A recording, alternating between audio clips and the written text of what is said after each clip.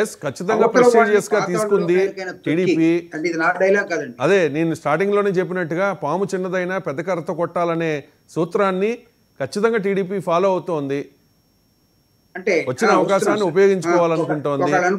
అనుకుందాం. తర్వాత ఈ మధ్య పాములను కూడా కొట్టకుండా అడవుల్లోనే వదిలేయాలనేది పాములు బట్టి వాళ్ళు కూడా నేర్పారు. కొట్టడానికి కూడా ఎవరు కొట్టడం లేదు. అది పెద్ద కర్ర చిన్న కర్ర పక్కన పెడతాం.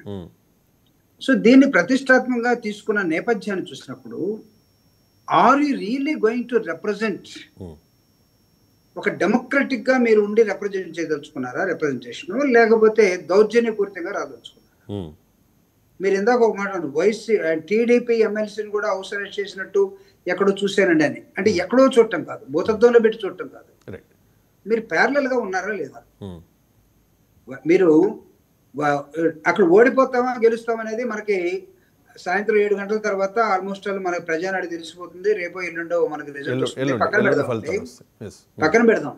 దీనికోసం మీ సర్వశక్తులు వడ్డీ ఇందాక నేను చెప్పినట్టుగా ఎలక్షన్ ఈజ్ ఎలక్షన్ అంటే ఏంటి?